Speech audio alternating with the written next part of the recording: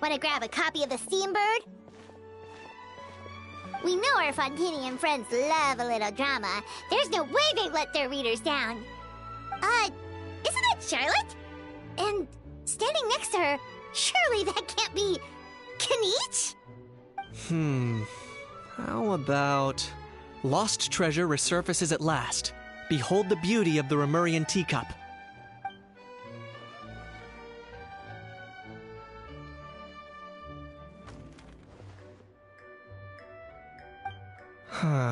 Pretty shocking.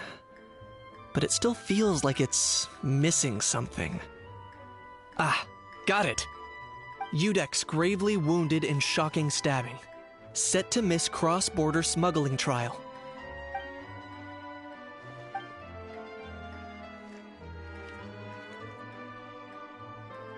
Huh? What? Did Paimon hear that right? Neuvillette was stabbed and gravely wounded?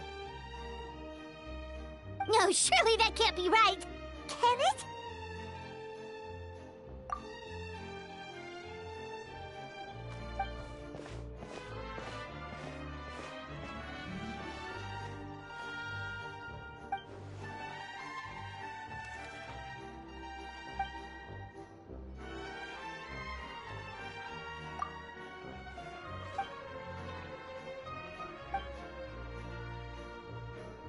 Hey there, you two.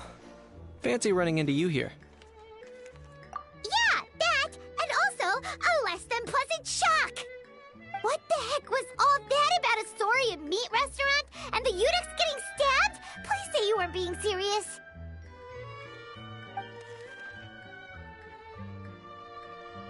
Trading tabloid headlines? Yeah. Charlotte and I were having a little contest to see who could find the most ridiculous fake news stories. Either I got lucky, or I have a knack for honing in on the most outrageous material.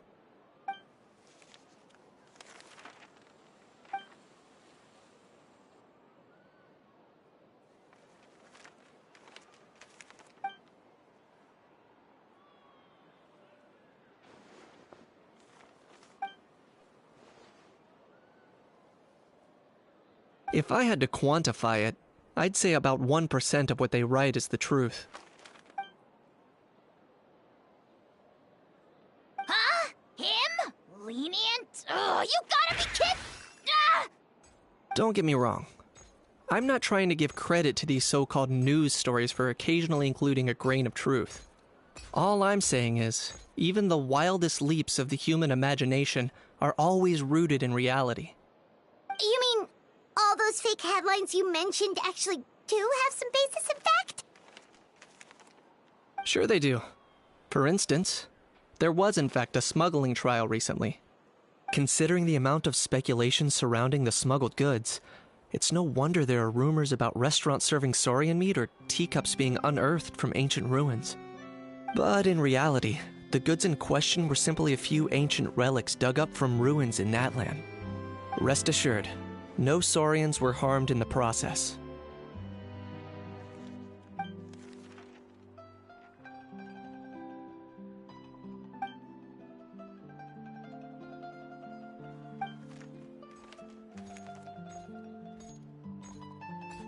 Oh, okay!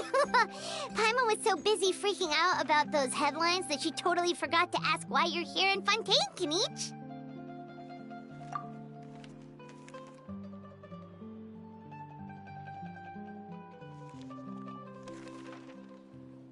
It was a pretty open and shut case, and my testimony in court was clear enough. But I'm guessing, Mademoiselle Charlotte, that you're less interested in the case than you are in trying to uncover some news stories about Natlan.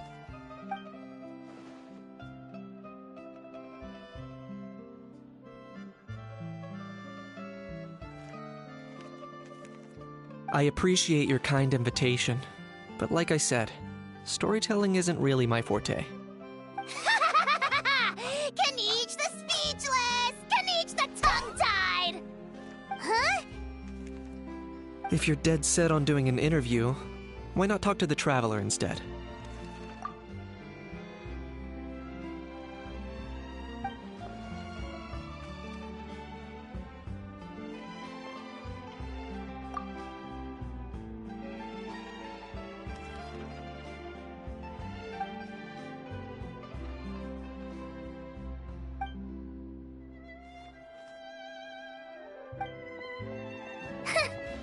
Charlotte never stops, does she? Anyway, Paimon just has to ask. That how thing that popped out before, or was it a how? It kind of looked like a how, but at the same time... Oh, that thing. Yeah, that was a how. Huh? What's up with him? Like, he's still noisy, but he's way quieter than before. It's like he's trying to hide or something. Could be. Not acclimatizing? Aw, poor Almighty Dragon Lord is not feeling well. Too bad he can't come out to argue back. What do you mean? There's nothing physically wrong with him. It actually has to do with a strange law we learned about after arriving in Fontaine. Apparently, it's forbidden to release flying objects within Fontaine city limits during the first 3 days of each month. Paimon sure does! Paimon's been down this road before. There's an easy solution. As long as Kaniche holds onto a how's tail, he'll be considered an Almighty Dragon Lord balloon, not a flying Almighty Dragon Lord. Not gonna lie, I was considering that. But a how wasn't too thrilled with the idea of huffing and puffing away in the form of a mini helium balloon. That said, it's pretty annoying how he keeps randomly popping up all of a sudden. Anyway, this morning I saw a notice outside the Palais Mermonia about an event that's set to take place outside the city soon. Something to do with filmmaking. I hear that's all the rage here. I was planning to stay here and do some exploring for a few extra days anyway, so I think I'll go check it out. It'll be a good chance to let that noisy helium balloon out. He might even learn a thing or two. If you're free, why don't you come along? I know where it is, so let me lead the way.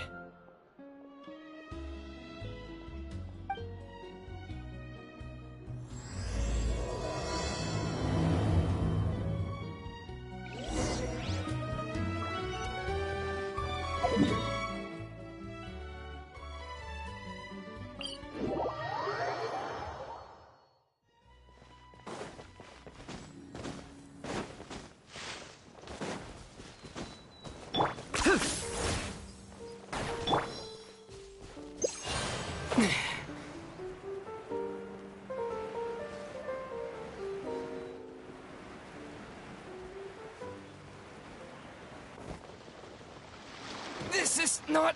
Looks like I remembered correctly. Here we are. Wow, this is awesome!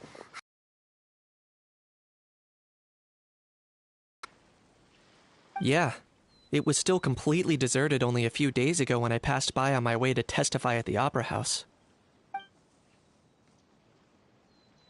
There must be some efficient workers in Fontaine. Quite impressive. A few days? One night was all it took. Rap-a-tap-tap, ta-da! But is this all it takes to blow people away? Oh, no, no, no. Given my past experience, I can't let myself get carried away. Well, I can't believe you actually remember me. It's me, Lepine Pauline. That's right, the unlucky one.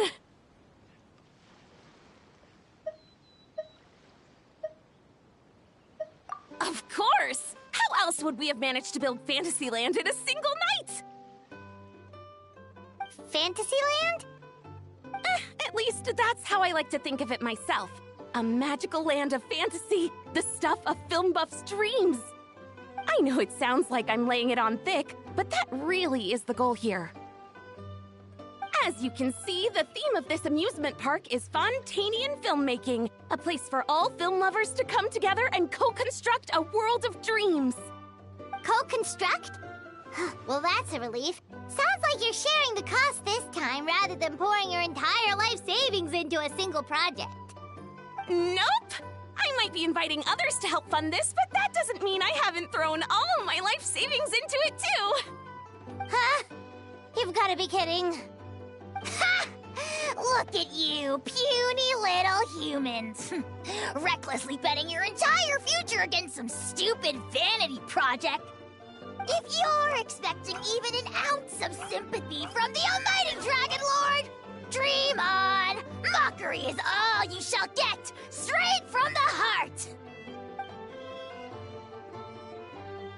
Sorry, just ignore that little gizmoid. He likes to butt in occasionally.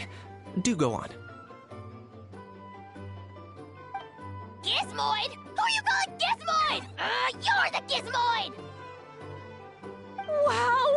That's quite a nifty mecha you've got yourself there. Is it some sort of smart personal assistant? You ought to let Miss Charlotte see your cool gadget. Who knows? Maybe you could even look into mass production! Mass production? Ugh, insolent, vulgar, and disrespectful! I, the almighty Dragon Lord, am one of a kind! There has never been another like me, nor will there ever be! And another thing, smart is the understatement of the century! I shall have you know that I am Kahulahau, forebear of ancient wisdom! I lived for eons long before any of you were born! What? Heavens above! I beg your pardon, forebear of ancient wisdom. Please, I meant no offense. Idiot meets idiot. What's all the fuss? Making some new friends, are we?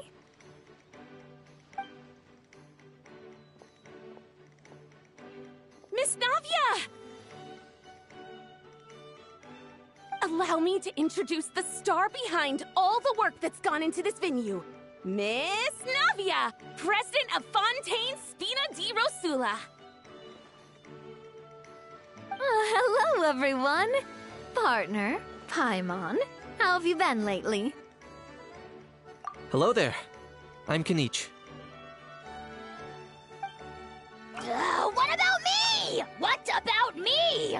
My useless servant can't even give me a proper introduction. You think someone yelling their name out in the middle of a public street really needs an introduction? He's not wrong. I caught yours just now, in fact.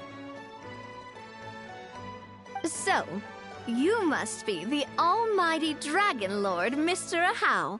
It's a pleasure to meet you.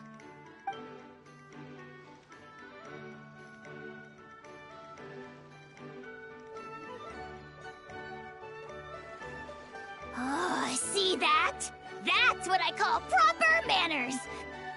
Well, it's not every day you meet a well-mannered human. Navia, was it? Excellent. You may address the almighty Dragon Lord by his name. Navia, don't you think the title Almighty Dragon Lord is a bit silly? It's no big deal. All little animals do that, don't they? I mean, try to puff themselves up to look more impressive. Anyway, it's all thanks to Miss Navia and the Spina di Rosula that Fantasyland's gotten up and running in the space of a single night. Honestly, thank heavens! After all that paperwork and endless waiting, the event and venue finally got the green light. I couldn't wait a moment longer. The second the approval came through, I reached out to President Navia, hoping she could lend a hand. After all, who else but the Spina di Rosula would indulge such impulsive demands?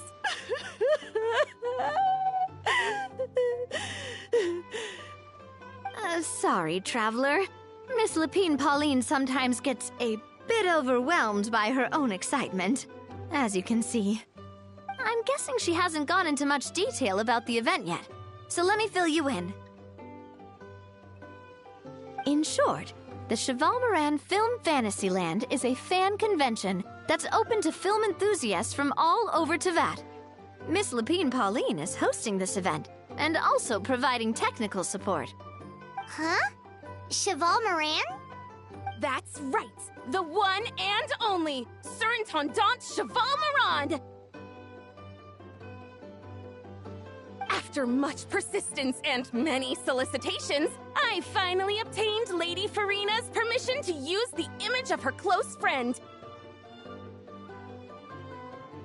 Not only is our adorable mascot drawing in fans by the minute, but she's also boosting her own popularity. And that was always the goal. A win-win arrangement. It's been a while since we last met, but still, it's a surprise to hear Lapine Pauline coming out with such sensible ideas. By the way, Miss Lapine Pauline, have you decided to switch careers and go into film tech? Not exactly. By chance, one of the prototype lenses I developed caught a photographer's eye, and it's now being used for the latest cinematic productions. Thanks to this unexpected opportunity, I've had the chance to invent various film-related equipment and props. That's right. So don't underestimate Miss Lapine Pauline, our resident engineer. She's the technical powerhouse at the core of this entire event. As for the Spina di Rosula, we're mainly here to take care of planning, operations, and management. For anyone feeling inspired to set up a booth, Miss Lapine Pauline and I will provide the necessary technical and operational support once their application has been approved. By the way, Traveler, are you at all interested in taking part? It would be a chance for you to earn some extra income. Plus, with your skills, I'm sure you could bring something special to the table. Paimon would be even more tempted if you were to, say, throw in one of those fancy feasts she's seen in those gourmet food reels. Well, as it happens, that'll be a piece of cake. Everyone needs to eat, whether they be tourists or the stall owners themselves. So thanks to Miss Navia's help, we've managed to invite none other than the celebrity chef, Miss Escoffier, to run our theme restaurant. Look over there!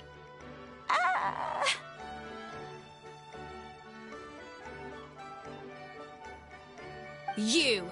Yes, you! For the last time, the ingredients have to be in the right ratio! Get it right next time, or you might as well just lie down on the chopping board yourself.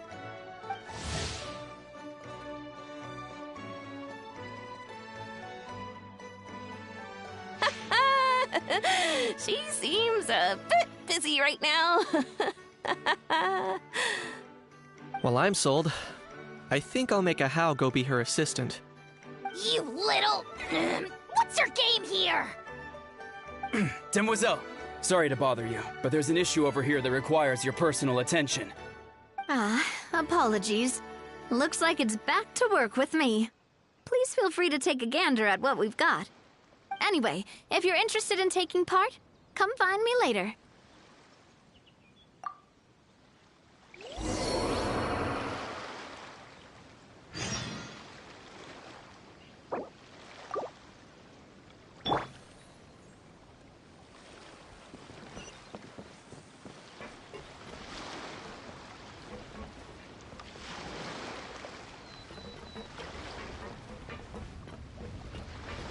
The fresh vegetables from the new batch are exceptional quality. I just wish I could say the same about the new staff.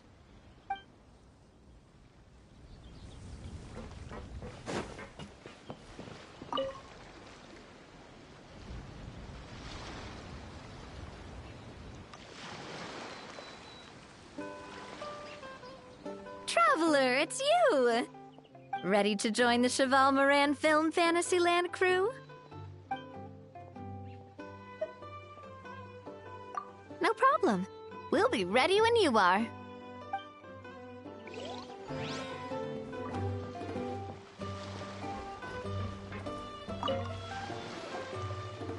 Greetings. Apologies if you overheard my harsh words just now, but I assure you it is entirely necessary. The sheer lack of standards here will be the death of me. Do you have any idea of the kind of customers I'm gonna get with how lax things are at the moment? The ones that leave their guns behind by accident, and then come back to collect them later, bringing ammunition with them. Yeah, that's the kind of customer you wouldn't forget in a hurry. Oh. Wait, has that happened before? No, it's just the mention of guns reminded me. Someone did actually leave their gun nearby. Huh? Just before we started setting up, as we were cleaning up the site, someone stumbled upon a mysterious locked box. It didn't look like something from Fontaine, though. It had more of a Natlanese vibe. Oh? Do you think a foreign tourist might have left it behind? That's what I assumed at first. But the box was buried beneath a pile of wooden planks, rocks, and whatnot, so it seemed like someone deliberately hid it there. But I didn't see much point in speculating, so the best thing I could think of was to hand it over to the authorities.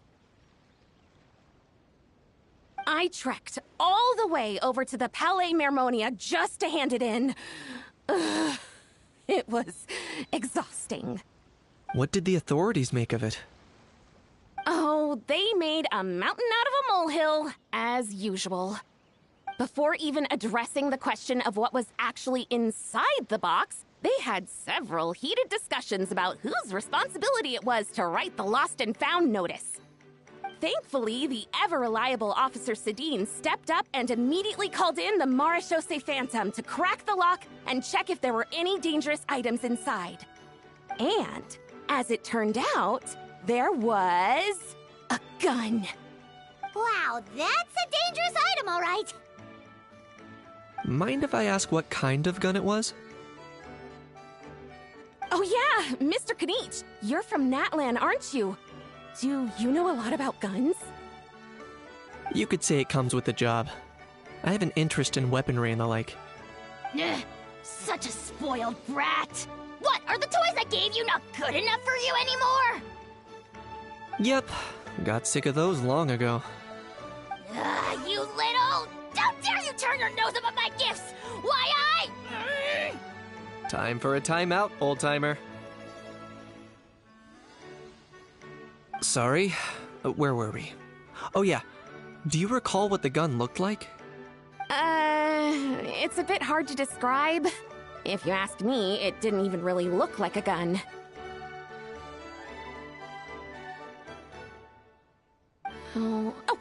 Give me a second. I'll knock out a quick sketch.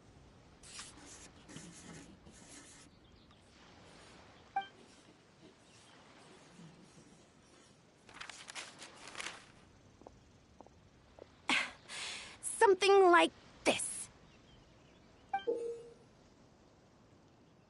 Whoa, it's so neat and precise! It's nothing. Sorry. Is something wrong with my drawing? I know it doesn't really look like a gun, but I assure you, this is exactly what it looked like. And it certainly could shoot as well, too. I confirmed that with the officer from the Marechaussee Phantom. No, quite the opposite. The features are very accurate, and it is definitely from Natlan. Please, don't mind me. I'm just taking a moment to admire it. I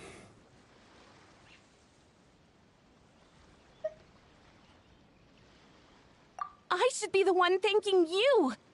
Thank you, and everyone else for your support. Don't mention it. Besides, we haven't really done anything. Not at all! The buzz and excitement you guys bring is exactly what this event needs.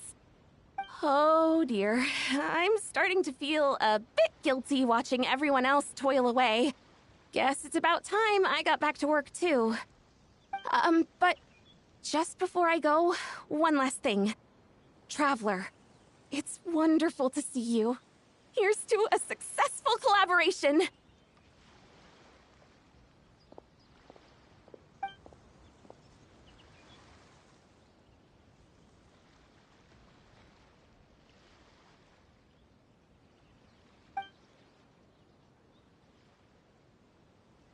I'm sure you noticed that there was something unusual about that gun. Correct. It's most likely an old weapon dug up from some ancient dragon ruins. Based on my experience, it might be more accurate to refer to it as a hand cannon. But in Fontaine terms, it's not wrong to call it a gun. Given why I came here, don't you think it's curious that an ancient dragon relic of unknown origin would turn up like this, out of the blue? I suspect this gun might have something to do with that smuggling case. It might have slipped through the cracks. Time is of the essence, so I'd like to head over to the Palais Mermonia to verify my suspicions. Perfect. Then we can head out right away. Or, if you want to catch up with your friends first, I can wait.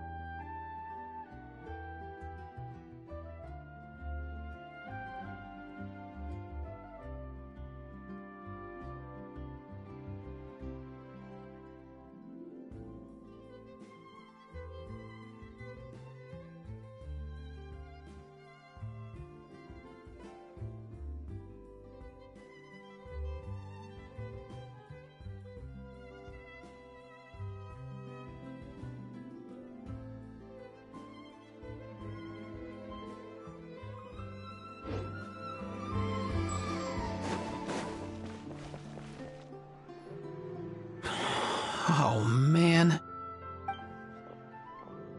Bro! Are you mimicking me?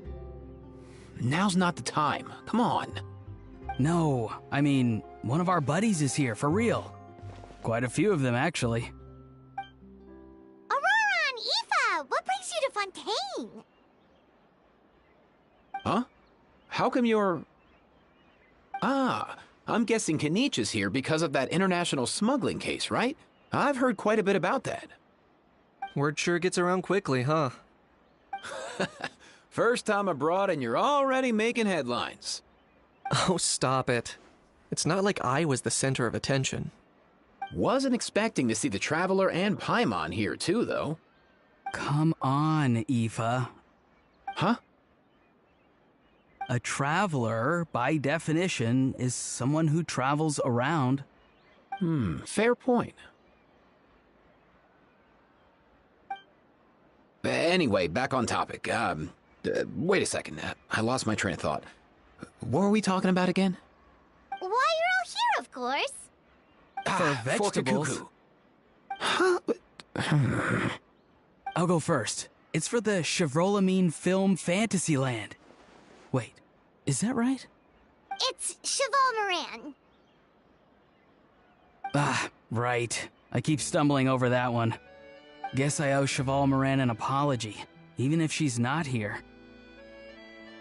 Anyway, long story short, the festival restaurant urgently needed fresh vegetables from Natland, which is why Aoife and I are here. So, you guys are vegetable couriers? He is. I'm just here as a responsible adult. It's his first time traveling so far away from home, and all the elders in his tribe were worried. So they had me come along. Even though it's your first time too. Right, but they still picked me to accompany you. You gotta wonder why that might be. Don't you get it? They all just saw how overworked you were, so they used it as an excuse to send you off on a vacation. Wait, what? So I'm getting the grandson treatment now too? See? Doesn't matter how much older you are than this dude. Hang out with him long enough, and you'll eventually find yourself being treated like a kid. Meaning everyone looks after you. What's so bad about that? In theory, nothing at all. In that case, guess I better start over. Hi guys, my name's Aoife, and I just turned 5. Paimon's not sure who the responsible adult is anymore.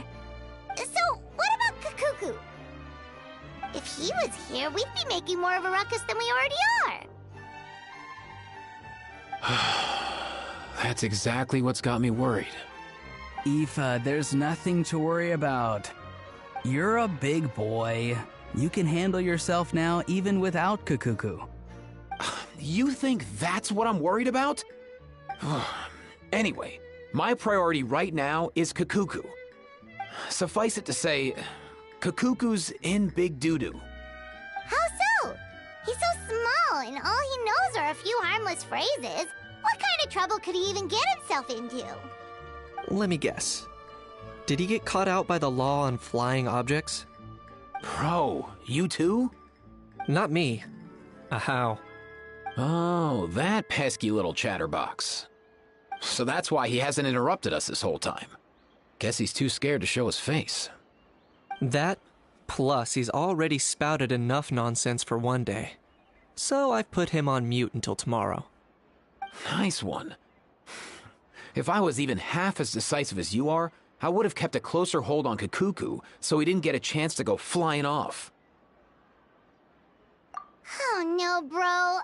Or rather, did Kakuku get caught by the guards for flying around? If they had managed that, we'd at least be able to track him down. But when the guards started chasing him, Kakuku flew into that building next door. I wouldn't be surprised if there was a high-stakes pursuit going down in there as we speak. Just like one of those cool crime movies. Which building? That one? Yup, that's the one. Kakuku sure has a good eye for a getaway. It's the tallest building around. I may be able to fly up pretty high, but checking every last window would still take quite a while. As for Aoife, well, let's just say he's not flying anywhere without a Saurian. Sorry about that. Not like it's my fault, though. You don't have to apologize on my behalf. Wait a sec. What's this got to do with how high you can fly? Kakuku's got himself into a real mess here, like a panicked animal running straight into a trap.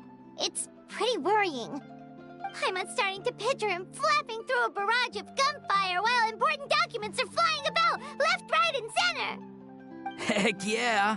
If anyone can pull it off, it's Kakuku. He's always been such an awesome Saurus. I believe in him.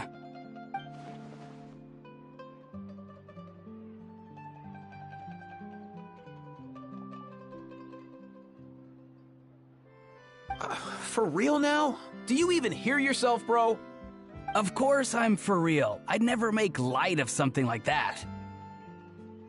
All right. Everyone's an awesome Saurus. Well, the human version. But our priority right now should be to go in there and check up on Kakuku.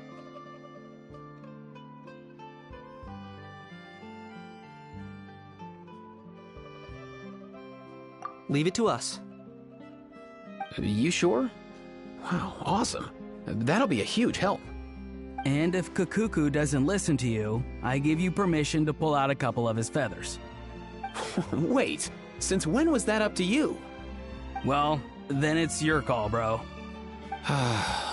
All right then, if Kakuku doesn't listen to you, I also give you permission to pull out a couple of his feathers.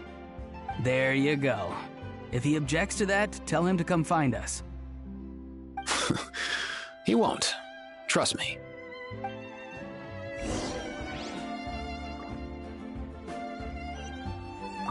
Back when we first met Kakuku in the wild and I begged you to take him under your wing, I never imagined you'd end up spoiling him rotten. And I never imagined you'd be nagging me about it. Oh, well, I definitely saw that coming. Huh? You're only 5 years old after all.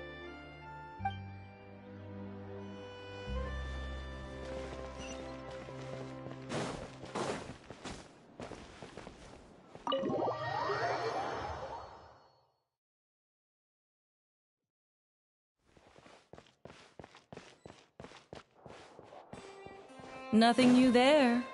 What's all that commotion? Are they arguing in there?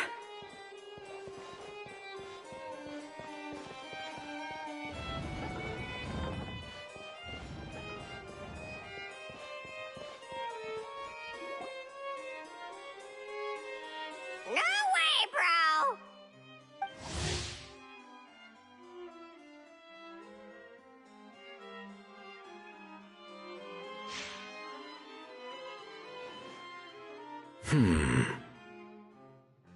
Did he say he came from Natlan?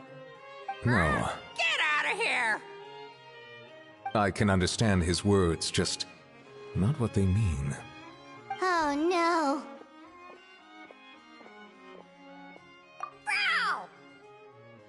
Bro!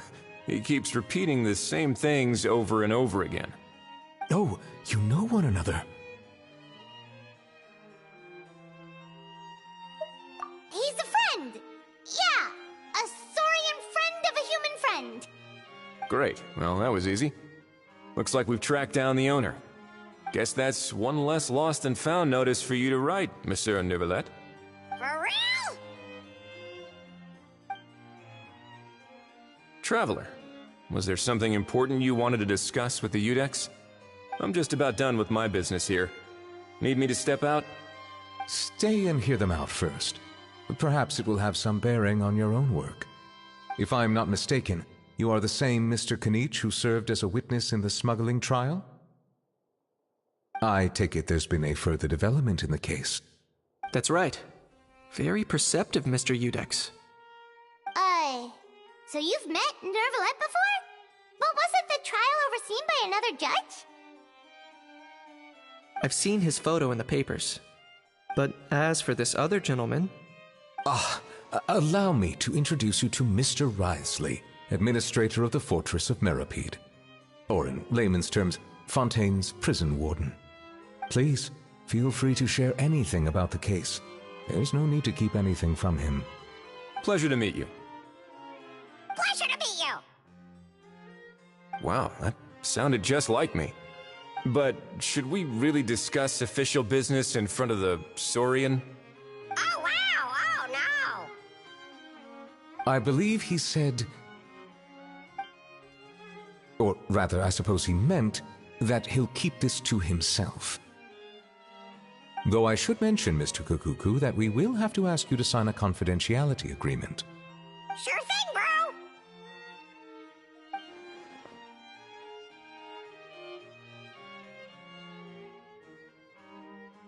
Let us return to the matter at hand. Mr. Kanich, was there something else you wanted to discuss relating to the case? Yes. Let me fill you in.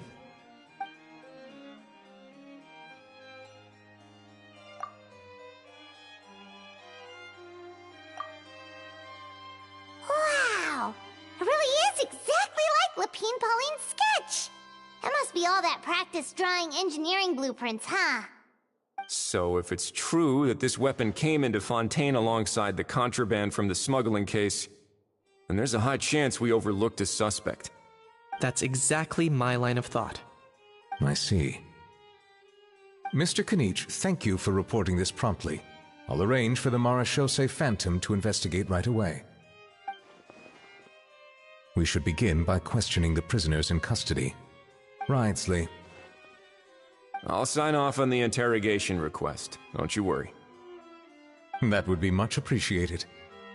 It's lucky that the Palais Mermonia wasn't scheduled to release any public bulletins today, and that this guns lost and found notice hasn't been written up yet.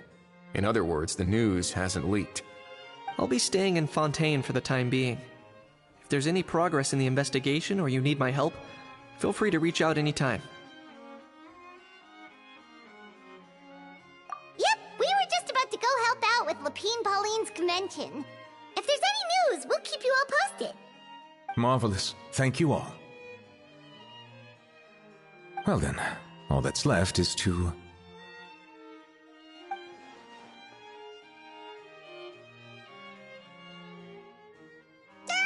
You miss me, bro? He really does come out with the most unexpected things. Who did he learn it all from? Huh. Well, it's pretty extraordinary. Anyway, according to due process, we must first determine whether Mr. Kukuku qualifies as a flying object. And, following on from our conversation just now, he also needs to sign a confidentiality agreement. Drafting said agreement may take some time. Looks like you'll be staying with us for a while then, Kukuku. Excited?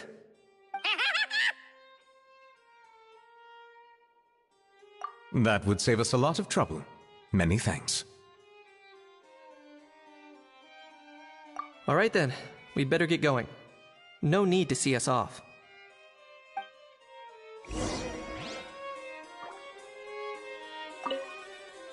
I know you mentioned a while back that people from Nadland would soon start showing up all over the world, but I hadn't expected anything like this. It seems no matter where they come from, all dragons are inquisitive by nature. You can say that again, bro! The same might well be said for humankind. The real reason you chose to stay to investigate this case was your curiosity about Natlan and Mr. Kukuku, was it not?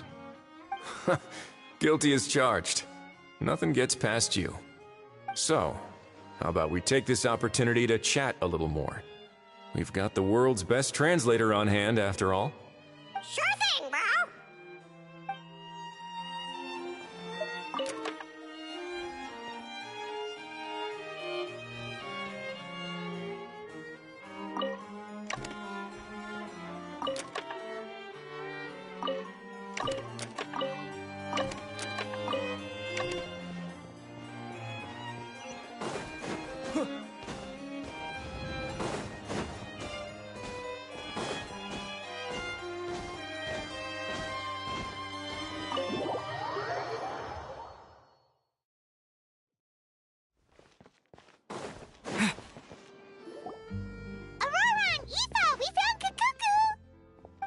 What's the situation? How bad is it? Oh no. When I saw that Kukuku wasn't with you, I'd already prepared myself for the worst. Relax, Aoife. Maybe Kukuku just prefers high-rise living now. Sometimes you just have to let the kids grow up and make their own choices in life. For real now? Do you even hear yourself, bro? It's not that bad. Kukuku's fine. Still very much alive and kicking for starters. He hasn't been arrested either, so no jail time. See? You're not exactly reassuring me here. As for the bad news, well, it's really not that bad. Kukuku accidentally overheard some top-secret stuff, so he has to stay at the Palais Mermonia for a while to sign a confidentiality agreement. But there's no need to worry. The person in charge of looking after Kukuku is super nice, so he'll be absolutely fine. All right. That doesn't sound too bad after all. Wow, hearing that's put my mind to rest. But based on my understanding of how things work here, the ban on flying objects should be over by the time Kukuku actually gets out. What a shame.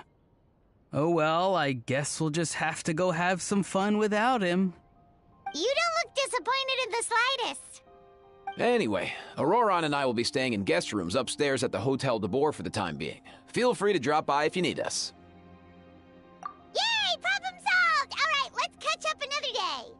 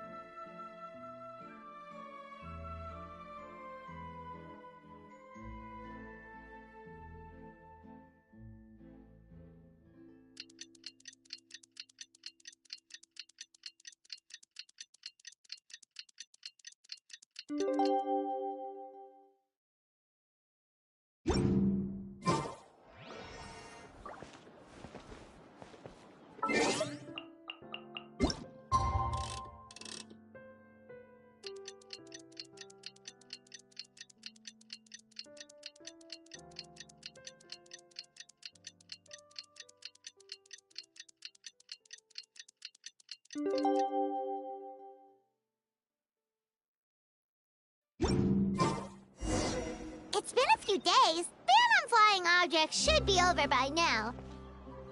Let's head over to the Palais Mermonia to see how Kakuku's doing. I have to keep an eye on the perimeter guards at all times.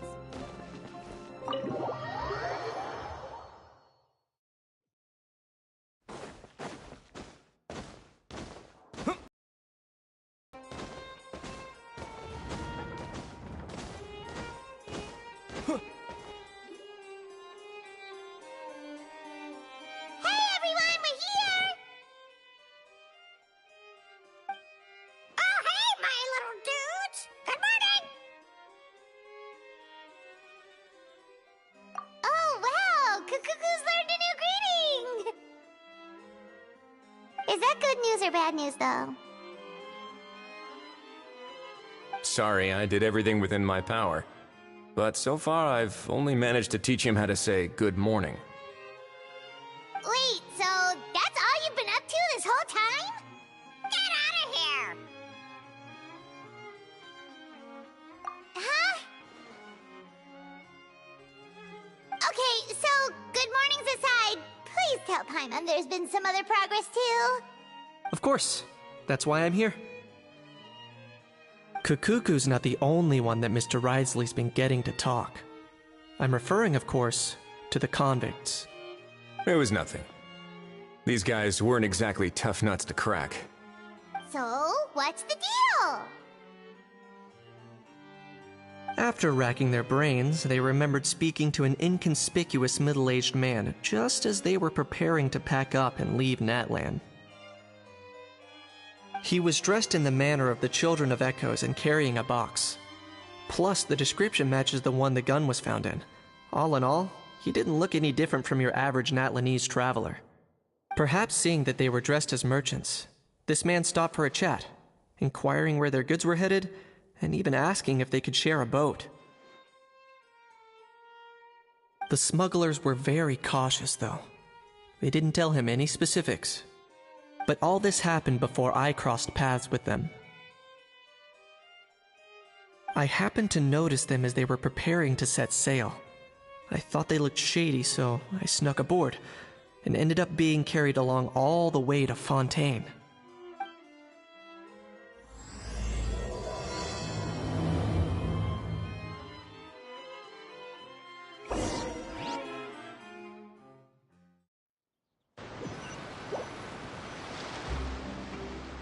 Boss, do we know if those Fontainians will even like this stuff? What if we can't shift it? And that's why we call you a rookie. It's all supply and demand, kid. Supply and demand. Natlan's foreign trade is just starting to lift off. There'll be a market for it, you'll see. That's right. So stop giving the boss trouble, rookie. Just do your job and keep an eye on the goods. Are they merchants? Have they come to Fontaine to do business? Scarred face. Calloused hands. On closer inspection, the fabric looks worn at the knees and elbows, and his fingernails are dirty. Not exactly your typical merchant. Could he have previously been a warrior? Or even an adventurer? Something feels off. I'd better sneak up and get a closer look.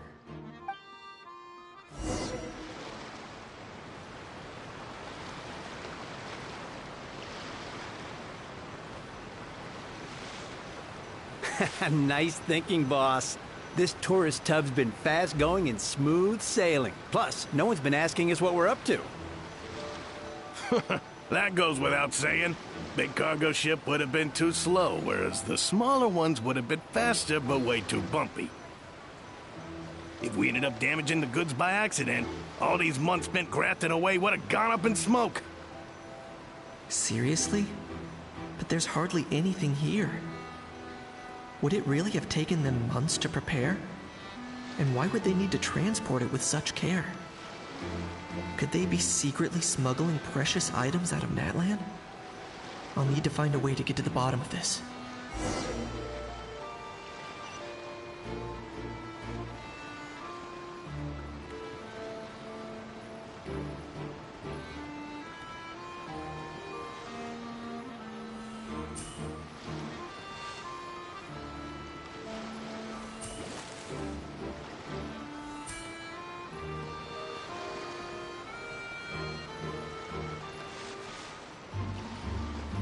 Let's go hear what these criminals have to say for themselves.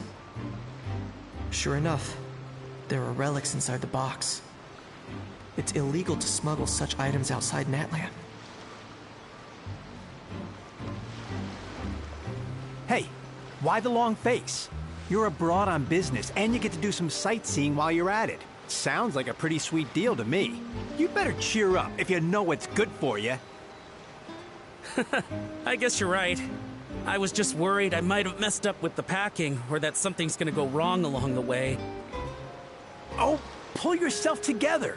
Tons of foreign tourists come traveling to Fontaine. I bet their luggage is full of all kinds of weird stuff. If someone insists on checking it all, just show them the purchase order we had drawn up. Those Fontainians can't get enough of their legalese, so I've heard. They can look all they want. Aha. So their aim is to smuggle in contraband after all. Looks like I've gathered enough intel about the smugglers and their contraband. Time to inform port security.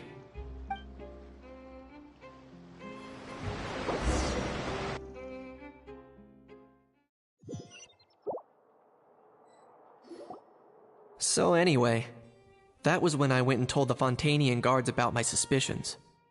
After an investigation and a chase, they finally apprehended them and sent them on their way. Well, guess they're headed exactly where they should be. Thanks. Based on your recollections just now. I was completely focused on those smugglers at the time, so I wasn't really paying attention to other passers-by. Kanish. You did great! In other words, the person who brought the gun here, the one who lost it, has no connection to the smugglers whatsoever. They were working entirely on their own. Oh dear! Oh dear! Sounds like Mr. Kakuku wants to chime in? He said this elusive individual's actions are positively mystifying. It's a good observation, I quite agree. However, we still know next to nothing about the person. Perhaps we should start by focusing on the lost item itself.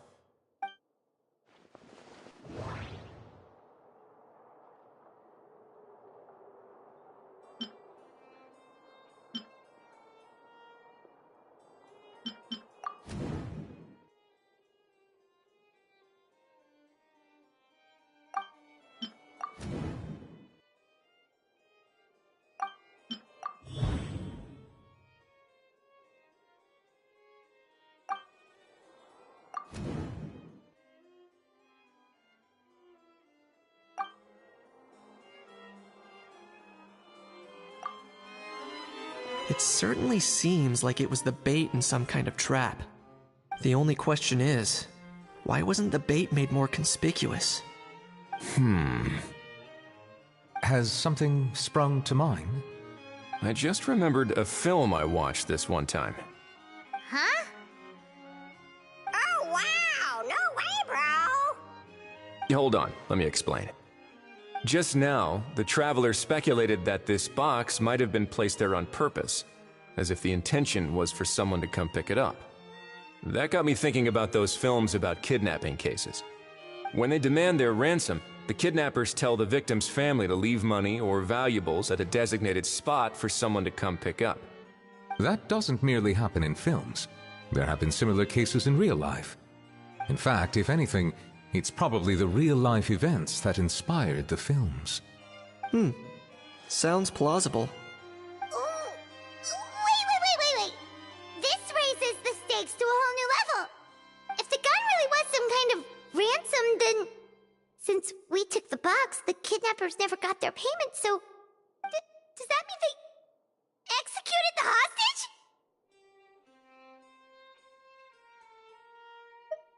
I agree. I don't believe we have a kidnapping on our hands. Selling off stolen goods is extra work that most kidnappers would want to avoid. Unless they're after something very specific, they tend to just ask for cash. Could we be dealing with a kidnapper who's dead set on getting their hands on an ancient dragon handgun? It's not impossible, but the likelihood is very slim. We can discount that possibility for now. And speaking of selling stolen goods, don't you think this looks more like a transaction?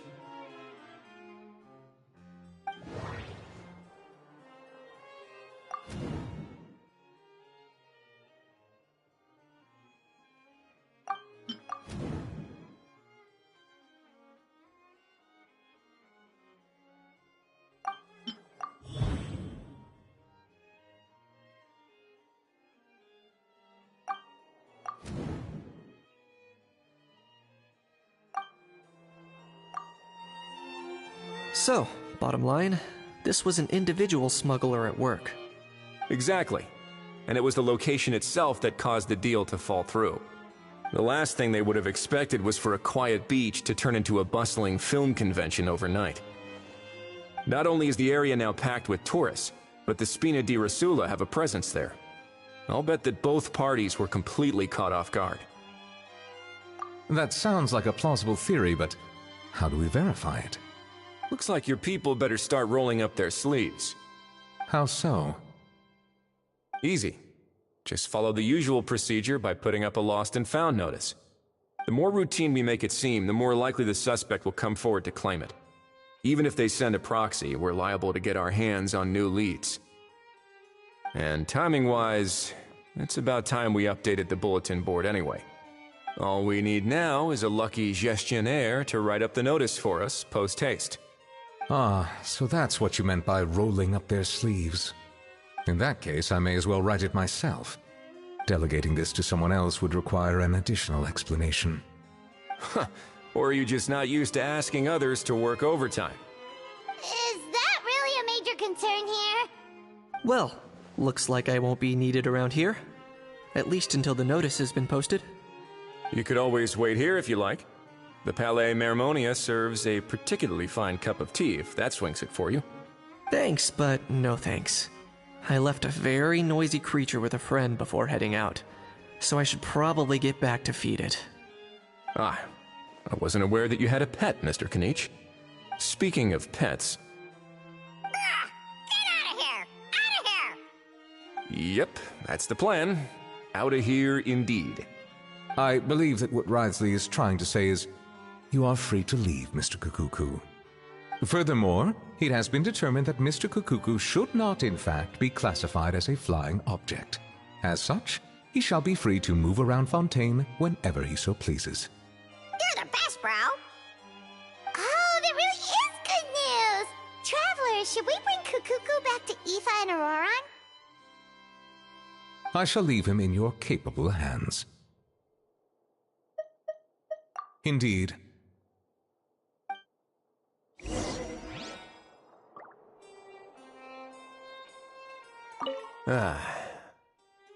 You know, all this has made me realize that I'd quite like to have a pet.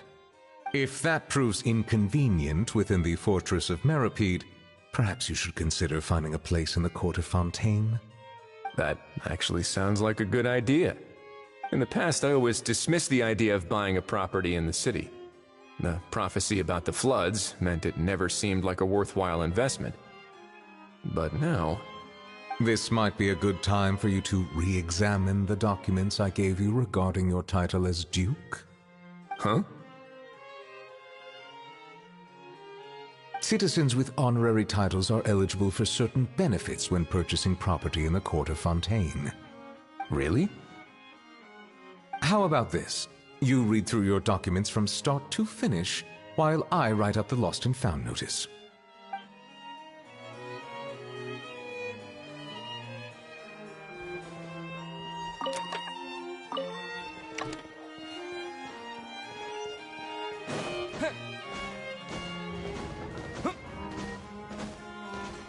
These newcomers are full of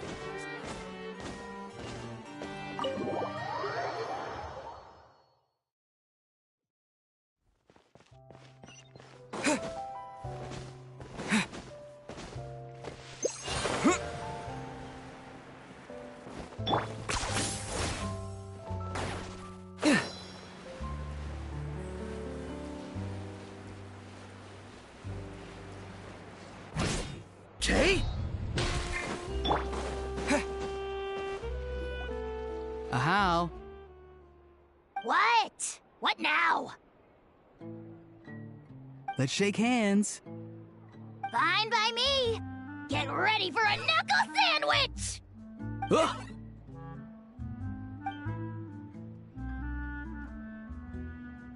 Oh, nice dodge. Paimon feels strangely inclined to keep a safe distance. Did you miss me, bro? Kukuku, you're free! Ugh, not you again. Nope, didn't miss you in the slightest. Hey, Gramps. And hey, Paimon and Kanich. It's good to see you all. Thanks for bringing Kukuku back. Get it away! Get it away from me! Nice to meet you, bro. Who are you calling bro? Say that again to my face! I dare you. If you've got the energy to argue this much, you're clearly not hungry yet. Let's go find something to eat while a How lives his best life. Poor How. He spent all day being tormented by Auroron, only to discover that the suffering's just begun. Aoife, as a Saurian vet, how can you just sit back and watch our little dragon bro suffer? Huh? How am I the bad guy? Even hear yourself? Ah! Doesn't anyone want to hear how Kukuku got out of jail?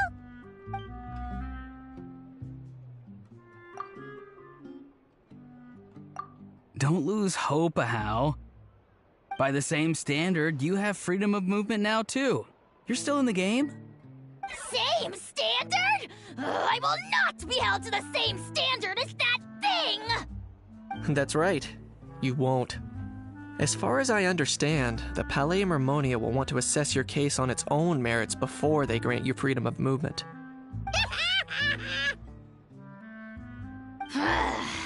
Where's that Saurian meat restaurant again? I'm gonna march that little pink balloon right into the kitchen! Yeah, good luck with that, bro. You'll be putting your own neck on the line, too. Also, there's no such restaurant! Anyway, thanks for looking after a How, guys. I'll take over from here. Why, you?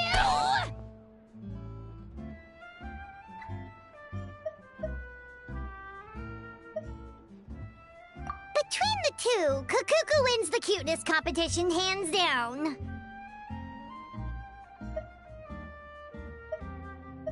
Ah, really?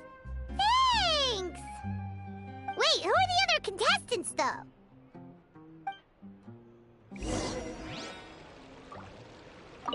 So now that our crew's back together again, what's our next move? Oh, how about a game of rock, paper, scissors? No chance. If I lose, we'll end up stuck in the room watching films all over again. Nope.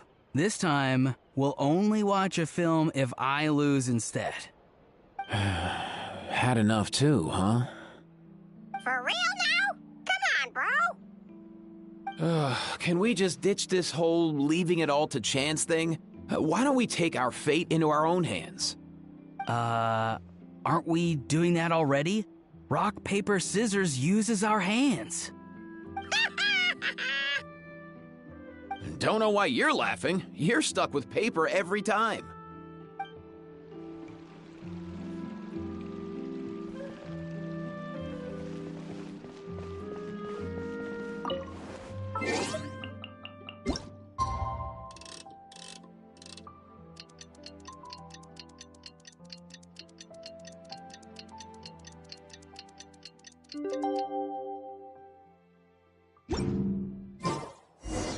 The lost and found notice is up!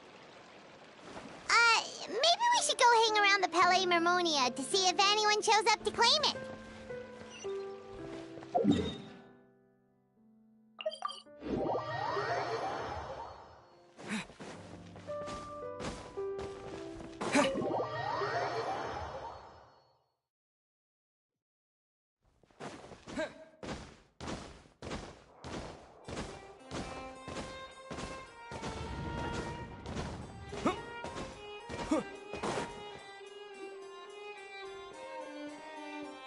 Huh, looks like there were quite a few others with the same idea.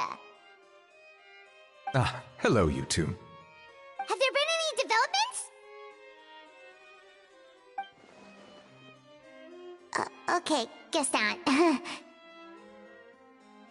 Well, the notice was only just posted. Guess it's pretty unlikely that someone would show up right at... Special Patrol, open up! Ah! Who's there? What's going on? The Special Patrol?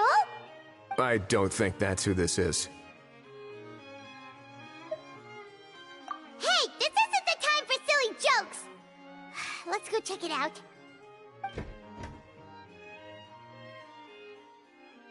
Good day, all.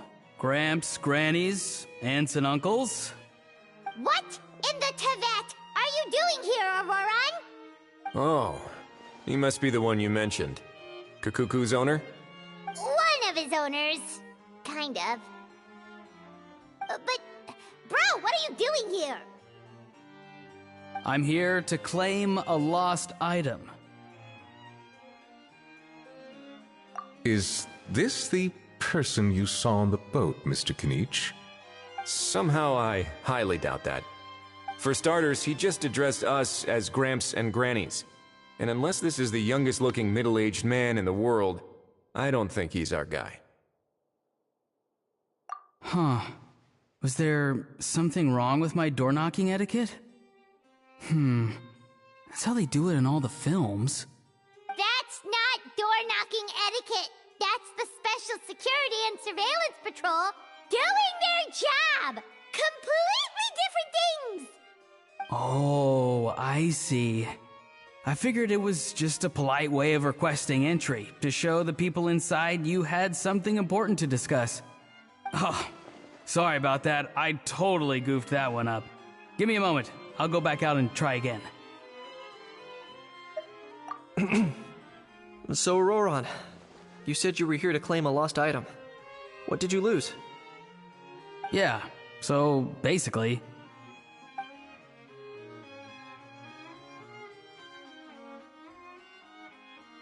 For real now? Oh, come on, bro. Auroron, be honest now. Were you the one who lost this? No, it belongs to a friend. So it belongs to Aoife? Of course not. Aoife has his own gun.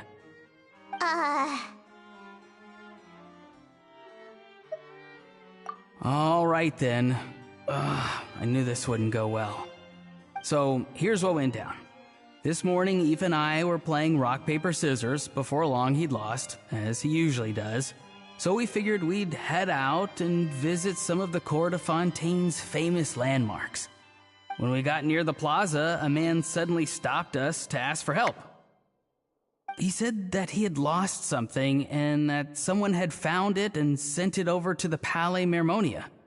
But apparently he used to work here and was worried it'd be awkward bumping into his old coworkers, so he asked us to pretend to be the owners and claim it on his behalf. You didn't manage to keep that pretense up for long. It's fine. I'm not the one who feels awkward anyway. So, a former employee of the Palais Mermonia. Was this individual a Fontaine native? Yes, at least I assume so. He looked like a well-dressed gentleman to me. We were about to refuse, but he was so polite. Could it have been a disguise? Oh no. Auroron, Paimon thinks you've been tricked. This person might be in cahoots with the bad guys. Oh, maybe he already took off and escaped as soon as your mission went pear-shaped. No way. I'm not that dumb. Huh? He's not going anywhere. Aoife and Kakuku are keeping an eye on him over at the plaza. Keeping an eye on him. I like the sound of that. In that case, let's hurry over to where Aoife is! Time to catch that con man and find out what's really going on here! Wait a minute, I have a question first. Traveler, Paimon, you're pretty famous in Natlan, right? Oh, we're basically household names. But why do you ask?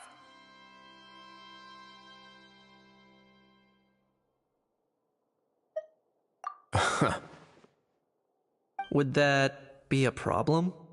Remember when I said that the seller might be watching in secret? If so, then picking Auroron to do their dirty work was a careless mistake on their part. It suggests that the person who got Auroron to claim the item might not be fully in the know themselves. There are plenty of unanswered questions, but standing around racking our brains won't help. However, I still suggest that the famous faces among us, meaning the Traveler and Kinich, oh, and of course, Monsieur Nivelet too, stay here for the time being. We'll empty the box, give it to Auroron, and then he can claim the item as if nothing happened. I'll follow to check if anyone is watching. I doubt anyone would recognize me anyway, so I shouldn't draw too much attention. I think this plan is worth a try. I shall leave it to the pair of you. So, I have to go undercover again, right? Well, not exactly undercover. Just drop the special patrol persona and be yourself instead. Roger that. Over and out.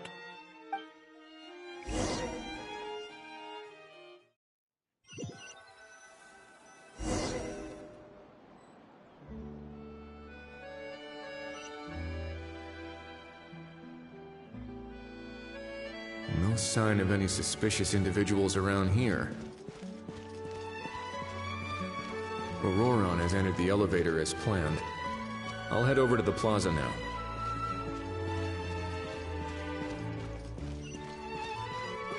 Auroron's taking the elevator. I should take a different route to the plaza.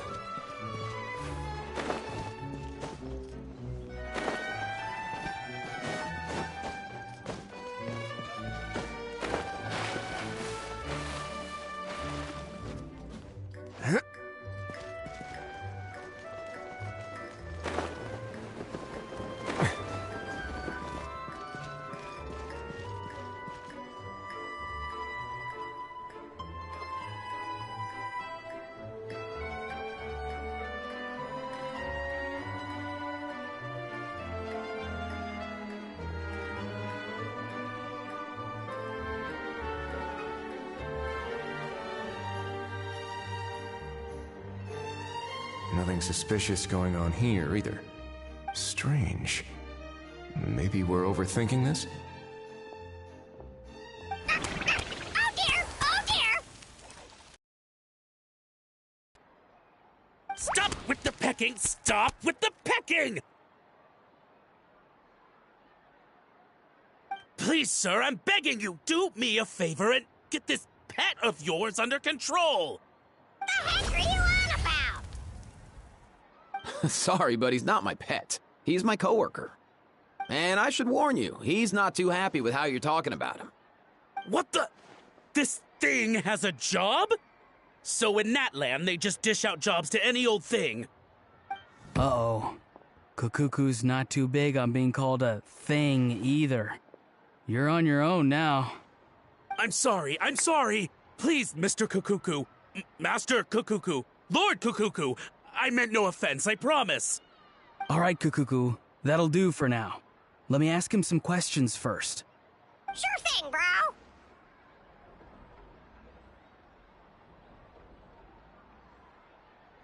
Auroron actually looks pretty serious this time.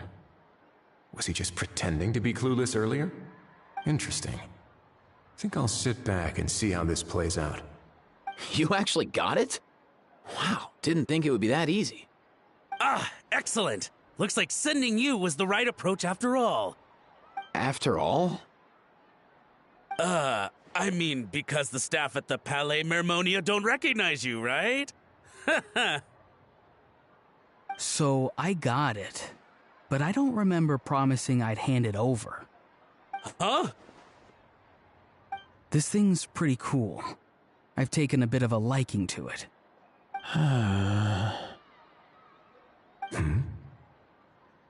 Please don't do this, my good sir, my master, my lord. My very life hangs in the balance. His life hangs in the balance? If this means so much to you, what are you gonna offer me in return? Are you trying to get him to say my life? How'd you know that? Because I watched that film with you. You should drop the act. We don't want a real misunderstanding in our hands. You're probably right. But honestly, I don't know what else to say. Sorry, this is the most myself I can be. Is that enough? Enough. More than enough. Who's this dude? Just think of me as a staff member from the Palais Mermonia. Now, if you don't mind, I have some questions for this gentleman about that life or death treasure you were just discussing. Truthful answers appreciated, of course. Oh no, I'm toast now. What's that supposed to mean? You don't think the Palais Mermonia has the ability to protect our citizens? No, I mean, yes, of course they do. Please ask away. I could do that. But I'd rather you just tell the whole story, from the beginning. I suppose I only have myself to blame. Such a rare antique, I couldn't resist. I'm a collector of antiques. Nothing excites me more than rare, old relics, and to be completely honest, if someone's selling, I'm buying. I don't care to ask where they sourced their goods. As for the seller of this particular item, well, I've never met him in person. We've had some prior dealings, but always under the cover of coded ads in some shady tabloids. Lost and found notices, missing person ads, that sort of thing. As long as I took care to hide a time and place somewhere within the text, then slipped some mora into the envelope before submitting the ad, it would get published. And that was that. No fuss, no trace. Simple, right? Normally, everything goes off without a hitch. But this time, I arrive at the pickup spot expecting a discreet in and out, and instead, I find a whole construction crew at work. That was not what we'd agreed, but I couldn't just let it go, so I reached out to him again the same way as usual. He replied, and do you know what he said? He told me that the item's now in the Palais Mermonia. Well, he wasn't lying about that. He insisted that it would be inconvenient for him to make an appearance himself, but said that if I could somehow find a way to retrieve it from the Palais, he'd give me a discount on the price. Of course it wasn't the discount that swung it. Do I look like I'm strapped for cash? Feeling smug now, are we? Feeling smug now, are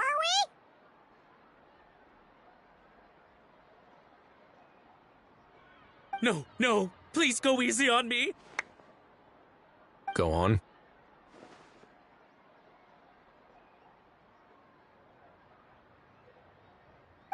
Where was I? Well, anyway, I thought to myself, seeing as the item itself came from Natlan, it would make more sense if I could find someone from there to go retrieve it. And by a stroke of complete and utter coincidence, I just so happened to see these two young folks wandering around, so I'm so very sorry. I underestimated the pair of you. I need you to clear something up for me. You haven't paid the seller yet, correct? And yet he told you to collect the item from the Palais Mermonia. Was he not worried that you just split afterwards? Well, to be honest, though I can't claim to know him very well, he, on the other hand, seems to know my name and where I live. Besides, this is a guy who managed to get his hands on an ancient Natlanese weapon. That's probably not the kind of person I want to double-cross. Fair. That makes sense. So, Mr. Please, just call me Argento. All right, Mr. Argento. Listen very carefully to what I'm about to say. It will determine how much of the rest of your life you'll be spending beneath the waves. What does he mean? Is he gonna drown him just like they do in those gangster films? Oh, I get it. He's talking about that place at the bottom of the Fontanian Sea. Shh, can it? Owing to your suspected involvement in the illicit trade of Natlanese relics, you're now one of the suspects in an international smuggling case. A trip to the Opera Epiclese seems unavoidable at this stage, but on the bright side, you still have one chance to make things right.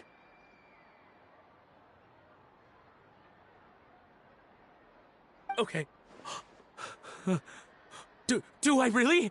Please tell me what to do. It's very simple. Just reach out to your seller in the same way as usual, arrange to meet, bring the money, and make the deal. Just be sure to let me know all the details. I'm talking time, place, the whole lot. If we can catch the other party by doing this, you'll have gone some way toward redeeming yourself. Understand? Oh, I see. I understand. You shall have my full and unadulterated cooperation. Good. Don't break the law, and don't even think about making a run for it. The Palais Mermonia will be watching you and ensuring your safety. All right, take the box, but leave your ID and other documents behind. You can go now. As for you two, protocol dictates that I should take you both back to the Palais and have you sign a confidentiality agreement. But that would take a lot of time and effort. Such a hassle, bro! See, Mr. Kakuku knows exactly where I'm coming from. So, I was thinking, since you're all friends of the Traveler... I understand, sir. We got dragged into this by accident, and it has diddly squat to do with us. And out of respect for the Traveler, we won't say another word. Oh, I know this part. We better keep our mouths shut or we'll both be sleeping with the fishes in the tailor-made pair of cement shoes. In that case, I understand completely. Not exactly what I was going for, but if that's how you want to understand it, then be my guest. Then it's settled. Thanks for your help.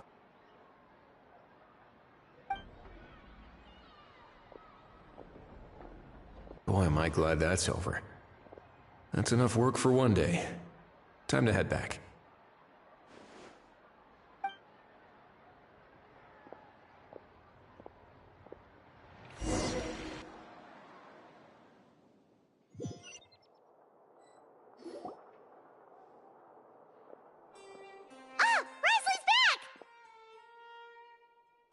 Judging by your expression, it must be good news, huh?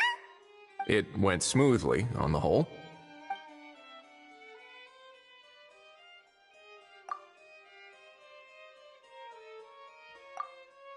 So basically, we hold off until Argento and the other party have set up the next stage of the transaction. Then we plan our next move. Patience will be key. I get that. It's like hunting. I'm just not sure the other party will take the bait so easily. Well, if he didn't need the money, or if he valued self-preservation over making a profit, he could have walked away as soon as the contraband was brought to the Palais Mermonia. On top of that, although he hasn't shown his face yet, he seems to have no followers or accomplices, and he's relying on an extremely limited set of options to push the deal along. So, if you ask me, he seems like someone who cares a lot about his image and has a somewhat high opinion of himself, but lacks any real ability. I almost get the feeling that if he misses out on this opportunity, he won't have any other way of making money. His every move is like a spin of the roulette wheel, hoping that the ball will land exactly where he wants it to. Or, I don't know. Maybe he'll cut his losses and vanish into thin air, and our efforts will have been in vain. At least Natlan will get the stolen relic back, so it won't have been for nothing. In that case, let's hope his arrogance stays in play.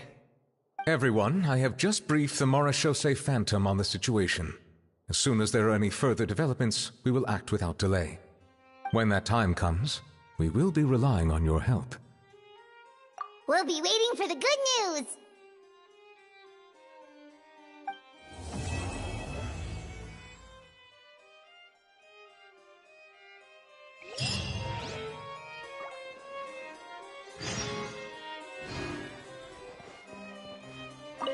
On the topic of kidnapping cases... How exactly do we define the subject of a kidnapping? According to the regulations, I mean. Aside from humans, do pets count? What about sentient non-human beings? Of course, Melazines go without saying, but what about a being like Kukuku? I am surprised that you are unfamiliar with the legal provisions on this matter. If I knew all the laws like the back of my hand, I wouldn't have ended up in the fortress of Meripede, would I? That is no laughing matter, Wriothesley.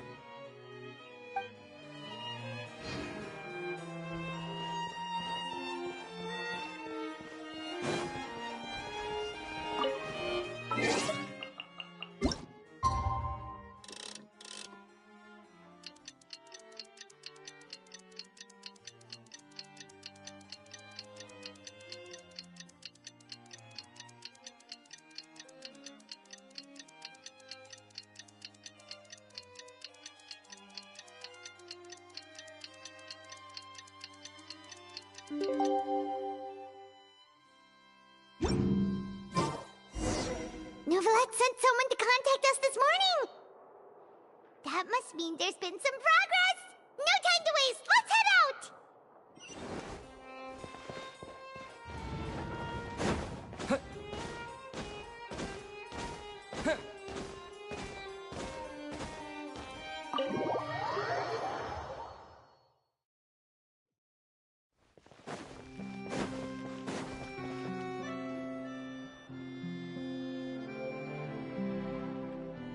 Hey, everyone! We're not late, are we? No, you're just in time. Well rested, I trust? A great way to stay energetic, certainly. We received word from Mr. Argento yesterday, confirming the time and location of the transaction. It'll take place this afternoon, and it turns out it'll be somewhere we all know pretty well, too. The Film Fantasyland restaurant. Oh, really? Huh. He sure does like that place. Seems like you share our concerns, Traveler. Indeed. Capturing someone in a crowded event venue will be much more challenging than in an open area. The criminal might try to blend in with the crowd, or even escape by taking hostages. In light of this, we've had to make additional preparations. As soon as we received the news yesterday, we began coordinating with the Marechaussee Phantom and the Special Security and Surveillance Patrol. We'll be deploying lots of undercover agents on site. If things go south, the safety of the civilians will be our top priority. Of course, fingers crossed, everything will go without a hitch. I noticed a bunch of familiar faces from the previous case, like Captain Chevrolet of the Special Patrol, so I'm feeling optimistic. We'll trust your instincts, then.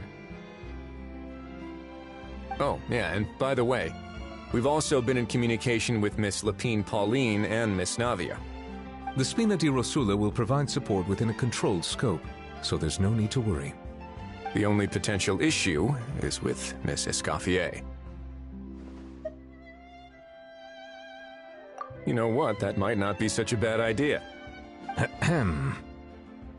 All right, no more jokes.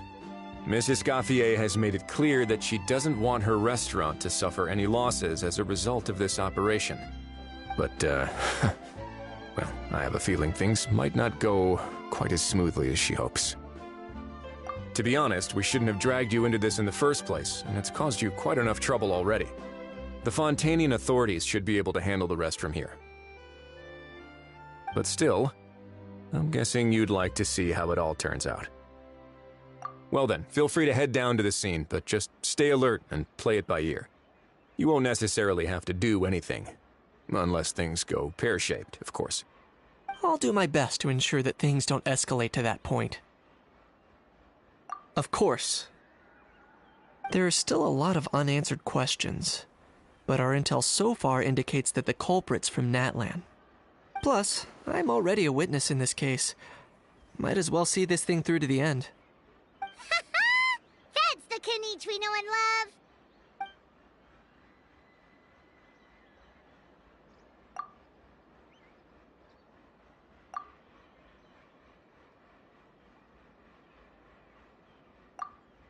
Well, that's enough of the small talk. The operation's scheduled for the afternoon. If we're quick enough, we'll even have time for a few cups of tea before we leave. Oh, and let's grab something to eat, too. Can't work on an empty stomach, you know. And rooting for you. It's a very important job. All right. I'll head over to the venue now. Ahao's been harping on for days now about this event-exclusive meal he wants to try. Guess I might as well shut him up sooner rather than later. See you in a bit. I look forward to hearing how it all goes.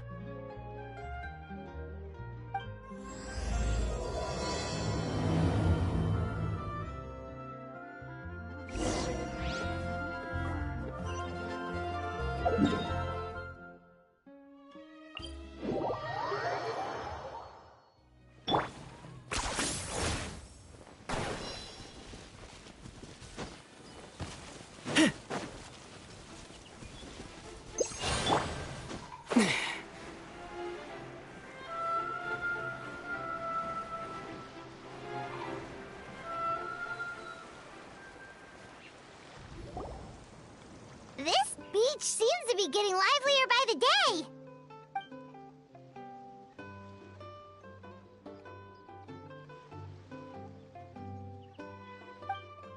Traveler, Paimon's getting kinda hungry. Let's go check out the restaurant menu, shall we?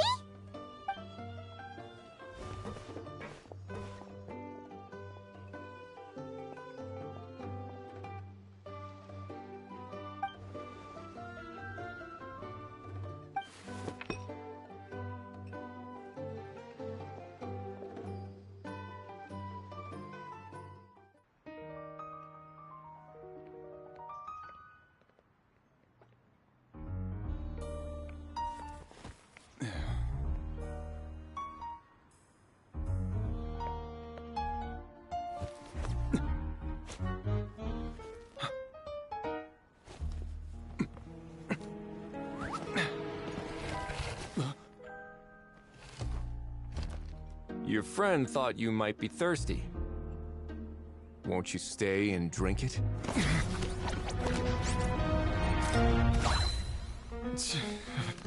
I tend to steer clear of drinks left out in the open.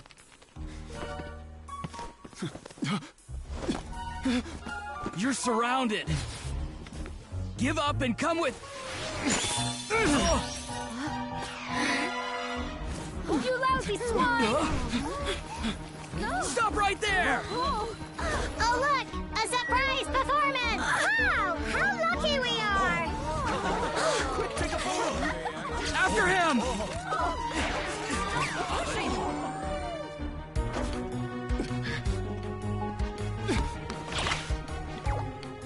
Sorry, my guy. Unlicensed and illegally docked. This boat's not going anywhere.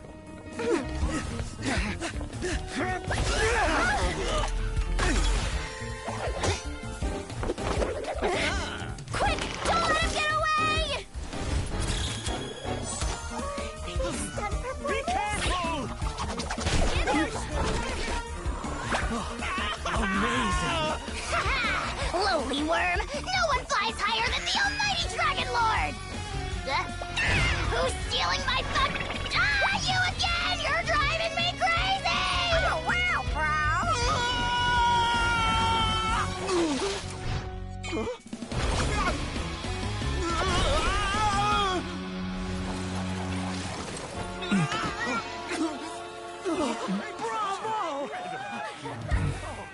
All right, that's a wrap.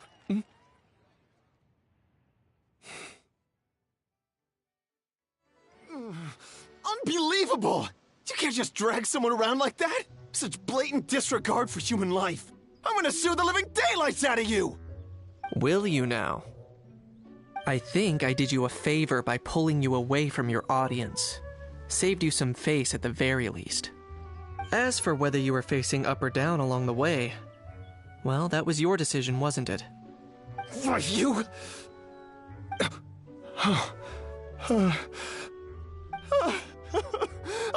All right, I admit it. I was in the wrong.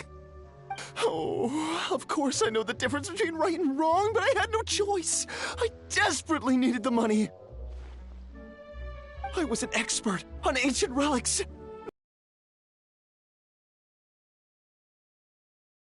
But my son, I never imagined he'd turn out this way.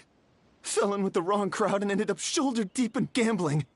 We had some savings, but he drained them away like a waterfall. Once he fell into debt, Father, how could I just stand by and watch him suffer like that? Oh, my son is about the same age as you are. If only he could have turned out more like you. That's the only reason I needed the money. Please, believe me. You... Please, kid, I'm begging you. Help me. I see you're from Natland too. That makes us brothers. Please, have mercy. I still have a chance to help my son straighten himself out. But only if I get back. If I go to prison now, he'll be doomed, I tell you, doomed! And isn't standing together and fighting for a better future what families do? Our fate is in your hands, young man. Please, have a heart. Something wrong, Kanich? Gone soft, have we?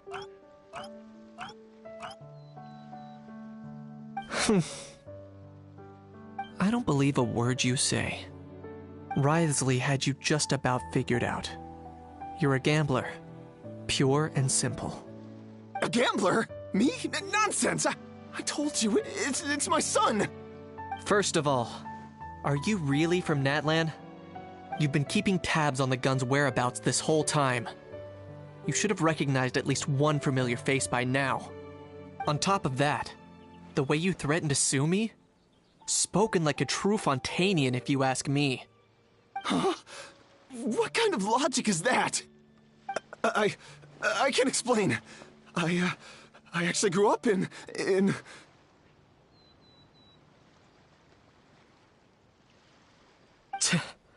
I don't want to hear another word. Ahau, here's your chance. Shut someone else up for once. The moment I've been waiting for. Eat this, scumbag! Being a compulsive liar is one of the hallmarks of a die-hard gambler. I bet you're just a Fontanian pretending to be from Natland. Even if you have any friends or family to speak of, I'm guessing they've long since cut all ties with you. And you have your depraved ways to thank for that. Of course, I might be wrong.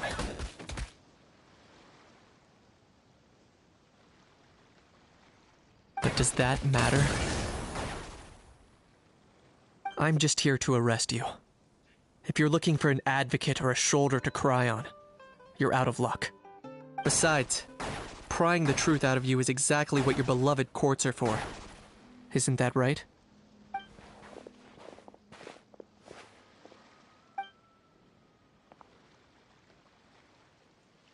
Many thanks.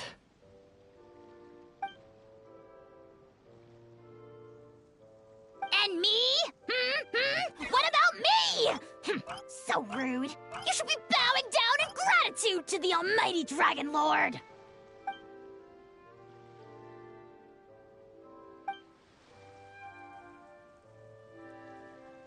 Hey, what do you mean? Hold it right there! Don't worry. I'm fine. I wasn't the one who just got dragged all the way here. Little Kanich, thinking back to when you were just an itty-bitty boy, Kanich, aren't ya? Aw, don't start crying like a little baby. I am the almighty Dragon Lord! No servant of mine will be seen acting so weak and pathetic in public! What are you on about? Still, I suppose there's no point hiding it from you. To put it plainly, I can't stand gamblers. They're the most irresponsible people in the entire world. No respect for the principle that you have to give in order to get. They'll tell 1,000 lies for a single coin, deluding themselves into thinking they can use it to gamble their way to a vast fortune. But we all know that even when it looks like you're getting something for free, there's always an unseen cost. In the past, I also ended up paying a price for my father's gambling losses. I don't want anyone else to end up in a similar situation if I can help it. Don't feel sorry for me. I certainly don't feel sorry for myself. They say that people are shaped by their past, and since I've made it this far, I must have done a lot of things right. We should never punish ourselves for the mistakes of others. Instead, I choose to remember the moments that helped me grow. Like when I first learned to use a grappling hook, or the very first time I yearned for knowledge. Yeah, I believe you. Let's get going. If we don't head back soon, we'll cause more unnecessary worry.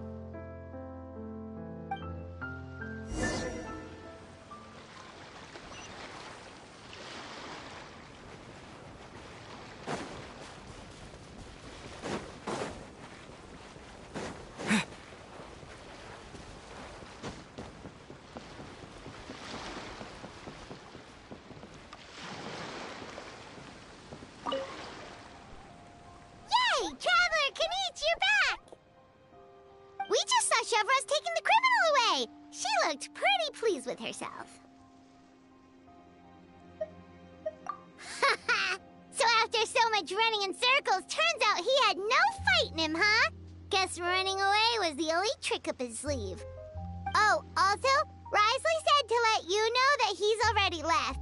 He went to report back to the Palais Mermonia. Apparently, the Mari show say Phantom's preparing to carry out an in-depth investigation into illegal gambling activities. Sounds like they'll have their hands full. Anyway, that's for the Palais to worry about, not really our concern.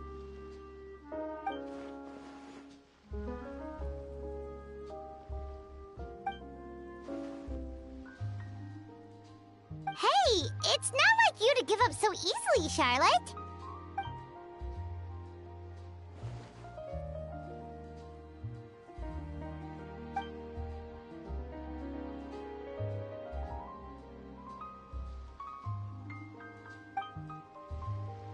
Make sure you pick the best shots of Paimon.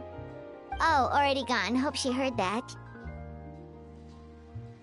Yeah, you're right. But what took you all so long to get here? Did something happen?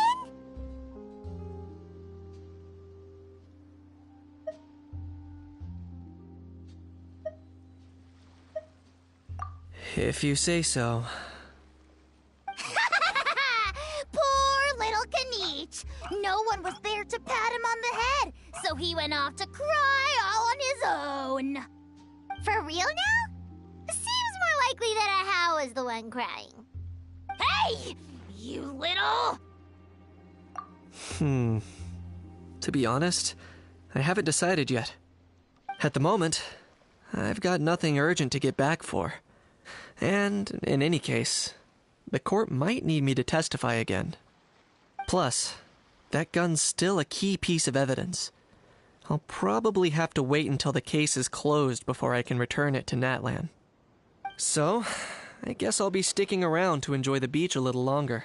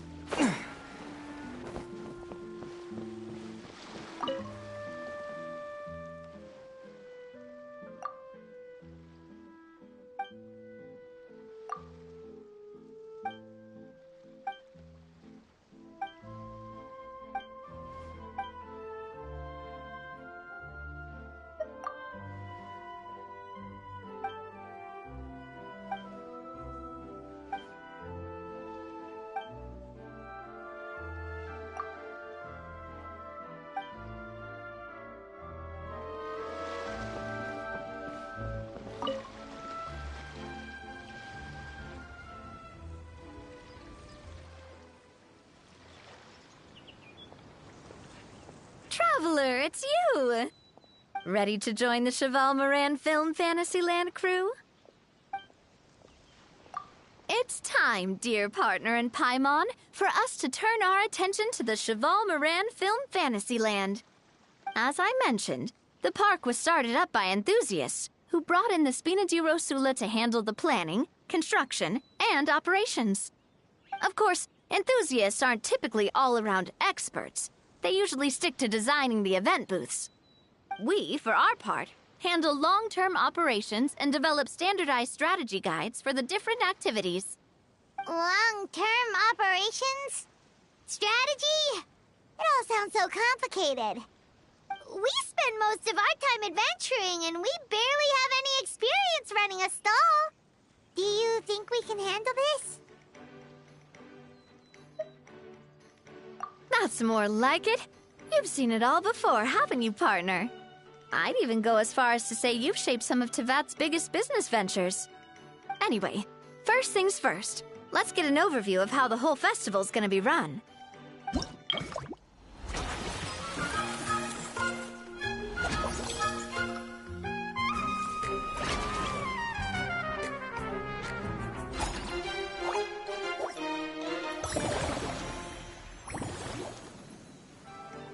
As you can see, our Fantasyland's a bit like a sugar-free macaron right now. Several areas are still under construction. The Spina's only been able to hire a limited number of craftsmen. Besides, we don't have enough experience to handle multiple projects simultaneously. That's why I chose to adopt a time slot-based planning method, so we can focus on specific tasks during each designated period. Upgrading facilities, expanding the venue, hiring staff. All of this requires funds and time slots to accomplish. So, it's our job to allocate precious time slots in each business cycle to the most worthwhile tasks. As we attract more guests and earn money to add to our funds, we'll also be able to work more efficiently, which will allow us to divide each cycle into finer time slots, which will let us get more done. So we'll be limited in the decisions we can make and tasks we can focus on within each time period. Which means we have to use our limited actions and Mora to earn even more Mora. Kinda like playing chess or cards then. Cooking up a strategy in advance is gonna be key. Paimon thinks she just about gets it. How do you feel about it, Traveler? Yep, come on, we can do this. You mentioned standardized strategy guides just now. Does that mean there are non-standard ways to take part too? Of course. Film and entertainment mean different things to different people. And there's gonna be a wide range of exciting activities for people to try out. If we're not careful, Some visitors might wander off and end up getting in trouble. And others might pick up dangerous props by mistake. To avoid confusion, we need to create a standardized strategy guide for each activity. Just think of it like a walkthrough. Wow, if we're the first ones to test out the activities, who knows what surprises there could be waiting for us? But if we hit a tough spot, we'll just have to rely on our skills to carry us through. Hopefully it goes without saying that I'd never put you in danger, partner. I carefully checked all the existing activities before you arrived, and I can assure you that they're all perfectly safe. I also wanted you to experience the activities before anyone else gets to. It'll be fun. Plus, we'd like to hear your thoughts and suggestions. Oh, those are two things Navia is best at! Making people feel safe and having fun! Great! Well, I can't wait to hear what you think. Your input is super important to us.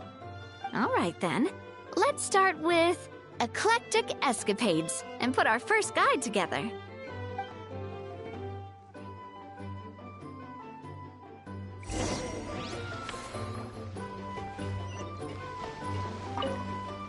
All right, then. Time to try out Eclectic Escapades. I'll leave the strategy guide to you guys.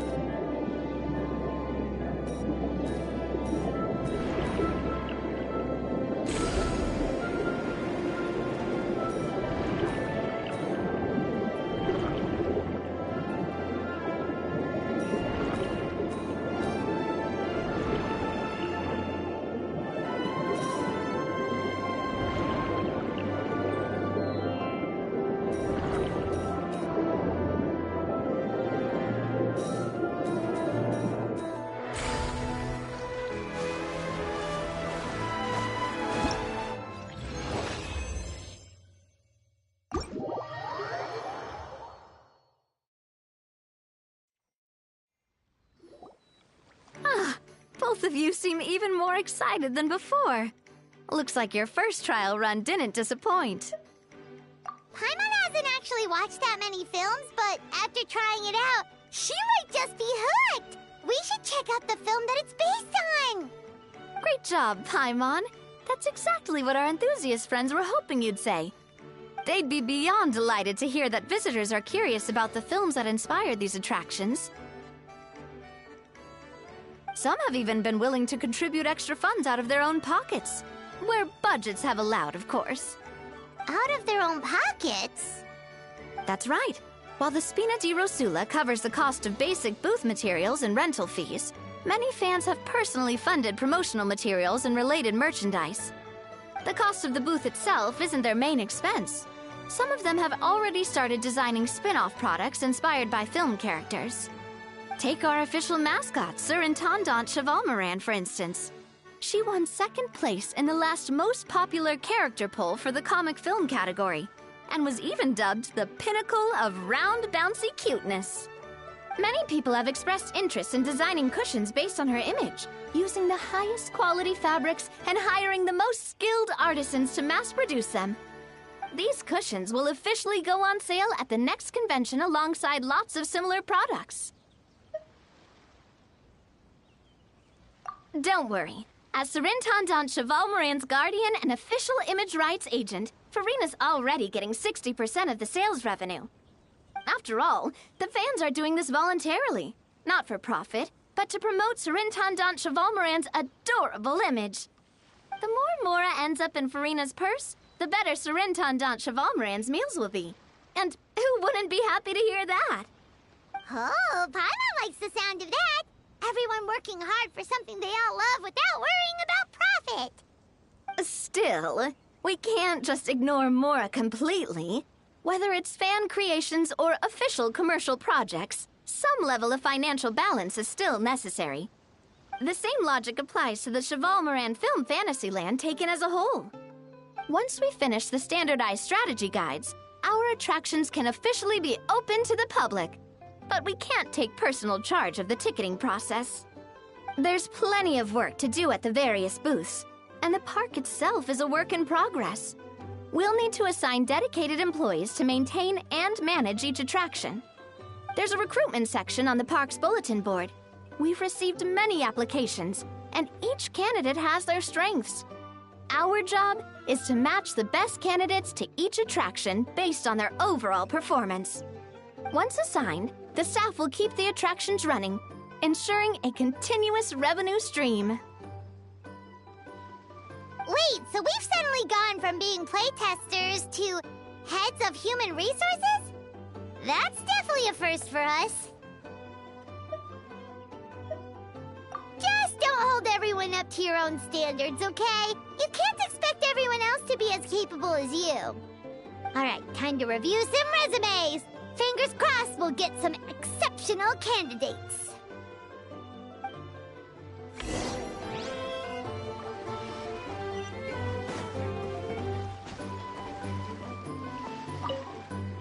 When reviewing resumes, pay attention to each applicant's area of expertise.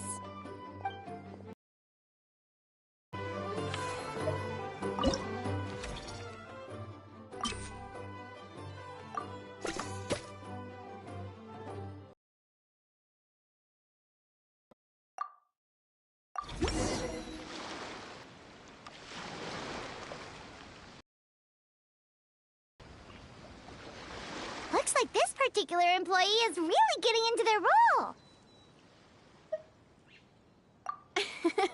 You're both doing great. You sound more like bosses than I do. In any case, with this, the Chevalmoran Film Fantasyland is now officially open. Running a theme park is a long-term project. You won't make much if you try and rush it. We're just about done with our current work setup, so let's take a short break and wait for this cycle's revenue report to come in.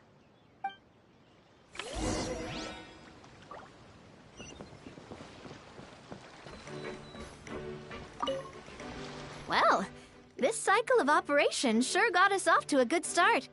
On to the next one.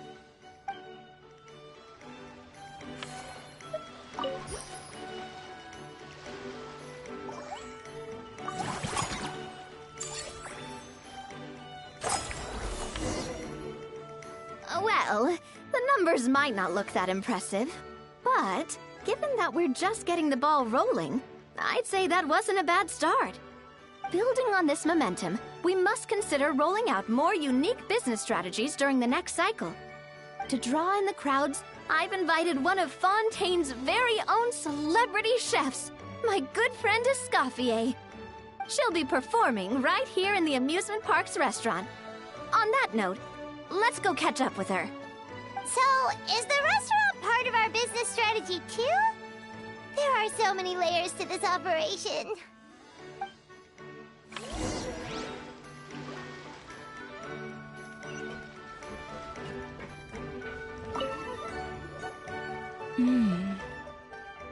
The restaurant is up to standard, and the waterside location will make for a unique dining experience. The beautiful scenic reflections in the water create a stunning backdrop, lifting diners' spirits and allowing them to truly savor their meals. Ingredients, check. Cooking utensils, check. Looks like we're ready to rumble. Hey there, Escoffier! Oh, my employers are here. The president of the Spina di Rosula, plus the famous traveler and Paimon. I must say, you seem a bit overqualified to be running a film-themed amusement park. I'd say that if anyone here was overqualified, it would be the former head chef of the Hotel de Boer. Wherever you walk, the aroma of fine cuisine follows in your wake. Let's get back to business. I'm guessing you want the traveler to help me decide the theme dish for each cycle, right? This is the business strategy I mentioned earlier. Using Escoffier's top-tier dishes to attract more visitors to the park. But this isn't just about attracting visitors. Her culinary masterpieces will surely have other surprising effects. Just imagine, Paimon, if all you needed was a single ticket to enjoy all the attractions and taste all the legendary food. Wouldn't you be tempted? Then Paimon come every single day. Now, here's the twist. To get the most out of this strategy, the menu can't be made public. Based on research by a certain food branding consultant, many restaurants have started offering a special chef surprise dish. So give me some inspiration every few business cycles, and I'll decide on our next theme dish. Now then, give me your hand.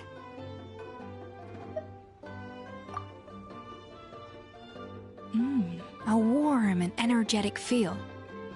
Your hands are calloused from wielding your sword, but still quite delicate.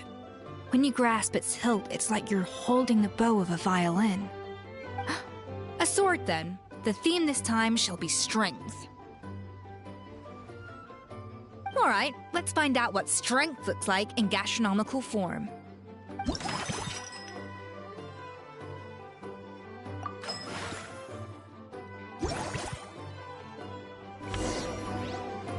I've refined the sauce for these barbecue ribs. It's a richer flavor than the classic version, but not at all greasy. The mint extract in the seasoning leaves a refreshing aftertaste, perfect for indulging yourself after a fun-filled day. But if you ask me, I'd say the artisans need these more than the guests. The artisans? As I'm sure you've noticed, this park isn't quite finished. A serving of these barbecue ribs should help the artisans replenish their strength much more quickly. As their bosses, you have an obligation to provide meals for them. So why not invite them to dine here? Who knows? The morale boost might even improve their productivity. Oh? If I recall correctly, you once served up some special fish and chips for the porters over at the Fleuve Centre. For several days after, the workers were all incredibly efficient. They'd finish 8 hours of work in just 5. And then, because they clocked out early, they'd come back completely refreshed the next day. Then there's no time to lose. Go invite the artisans over while these ribs are still hot.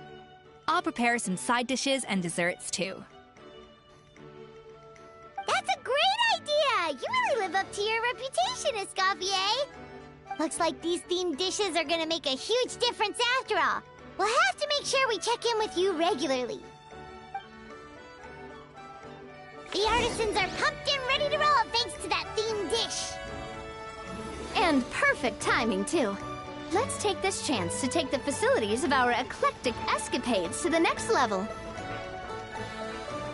Now that everything's going smoothly, it's about time we upgraded our facilities.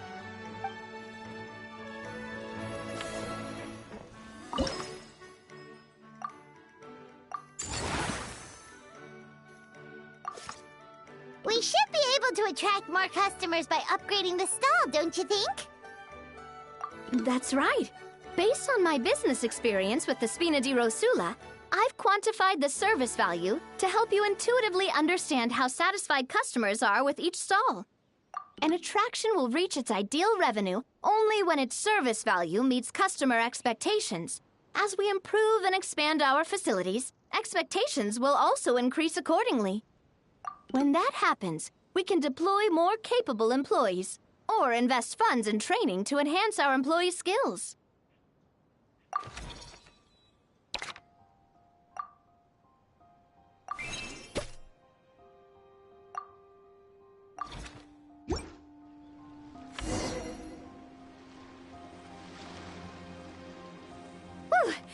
That should be everything. Looks like you've pretty much mastered how to run this park. Huh? Have we really? Thinking about it, we have learned quite a lot, haven't we? Oh, not at all. I wouldn't say I taught you much. Your intuition's been guiding the way mostly. I imagine long-term operations sounded like a scary prospect the first time I mentioned it, huh? But don't let that scare you. Just break things down into smaller steps and tackle them one at a time. Even if you're not a genius or naturally gifted, you'll get it done in the end. Whoa, seeing her own progress has really got Paimon fired up! Actually, she's gonna jot your words of encouragement right down. From here on out, we'll be running the Cheval Moran Film Fantasyland together. Let's make it a big success!